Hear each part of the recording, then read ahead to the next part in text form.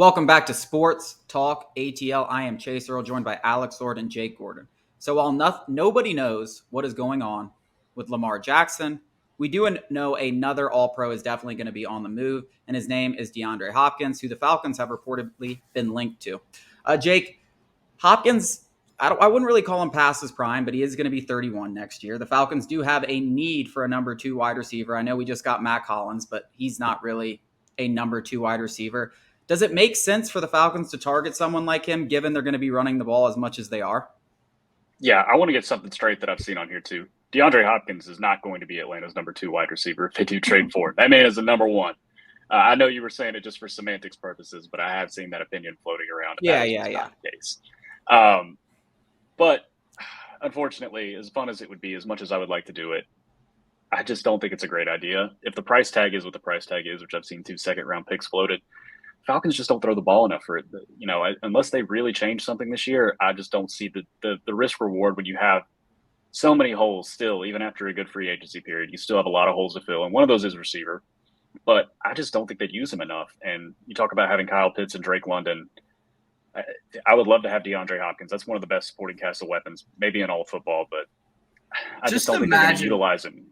Imagine a Falcons offense with D-Hop, Kyle Pitts, and Drake London, and we still don't throw the ball. I mean, Twitter might explode. Everybody was complaining last year about Kyle Pitts not being used correctly, or just not getting enough targets. And y'all, not you, but Falcons fans in general, want to go get another pass catcher. The Falcons need a wide receiver too, but they don't need a second pass catcher. We have 2 elite pass catchers. They're just not both wide receivers. And to that point, Cordero Patterson is probably a top 5 receiving running back. So the idea is fun. And I wish more NFL teams constructed their rosters with that ideology of let's have some fun. But it just doesn't make any sense on any level to me. He's 31 years old.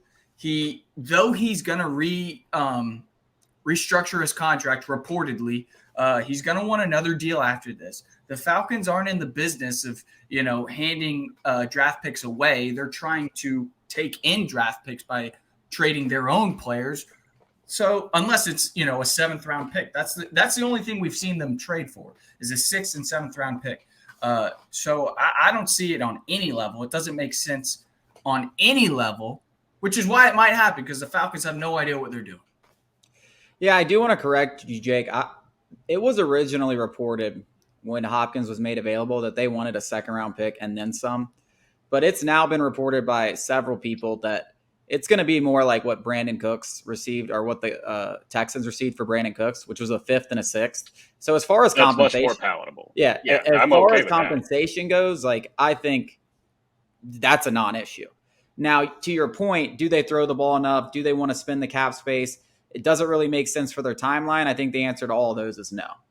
They have the draft picks to where I could kiss a 5th. I could kiss a 4th and a 6th or a 4th and a 5th goodbye.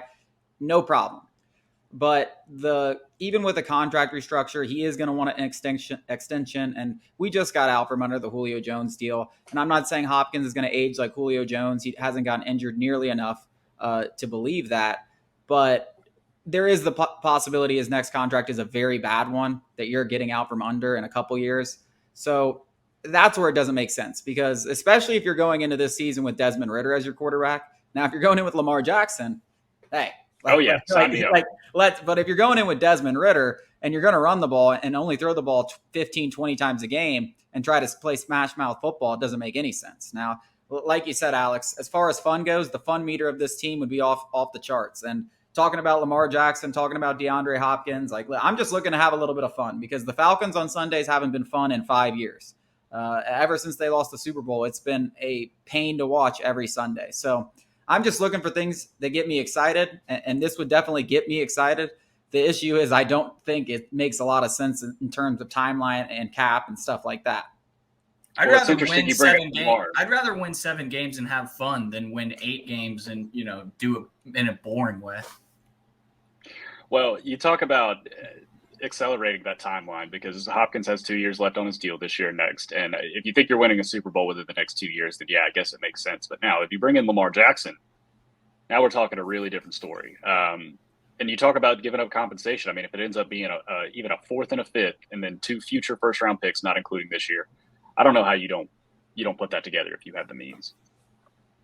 Yeah, it doesn't make any sense why they're not. I mean, you guys all – I mean, Lamar would immediately – he would arguably be the best quarterback in the NFC, and, people would argue Jalen Hurts is the best after what he did last season, and it's hard to argue that, especially with Lamar coming off, 2 down seasons for, his MVP self. But still, that's the second best quarterback in the conference, and your division is wide open. You got to host a playoff game, potentially with the first seed on the line, and you're not pulling the trigger. I get, Arthur Blank may be trying to take a step back, but this is not the time. The conference is up for grabs, Arthur Blank. Get in there, do what you do best. Screw shit up, push the envelope. So I don't know what the team is doing. That's the craziest thing is, like, last year, it was even more clear that this team needed to rebuild. Now we're past all that, and we don't want to go after the quarterback who has no off-the-field issues. We went after a sexual predator, and now we're not going to do it. I mean, it doesn't make any sense. Let's stick with Hopkins, though. Let's stick with Ritter, which is fair to assume. If you go get a guy like Hopkins, I think you are putting a big sign of faith. And listen, you're already putting a big sign of your faith in Ritter by just if you don't draft a quarterback and you don't get one this free agency, you clearly have some belief that he is going to be your franchise cornerstone. Like you clearly have that belief.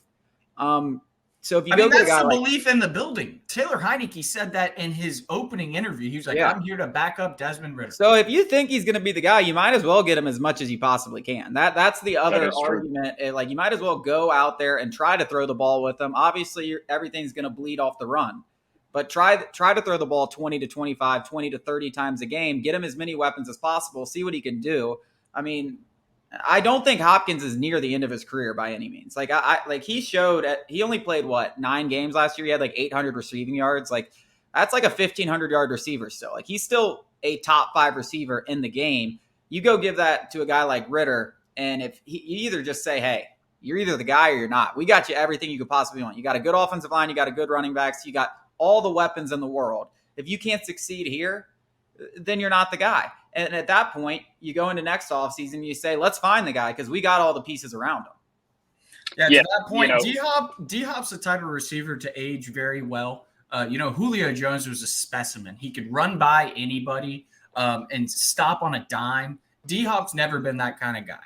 So to that point, D-Hop would definitely age better than someone, say, like Julio Jones. So you shouldn't be concerned with, that side of, trading for him. Yeah, and even if you talk about if Desmond Ritter is not the guy, and you go into the next offseason, say you really want to push your chips in, and you say we're going to the first pick and we're getting Caleb Williams. Say maybe that just hypothetically the Bears are picking first overall again. They got a quarterback. Talk about setting up a rookie. I don't know how much of a better situation you could really ask for.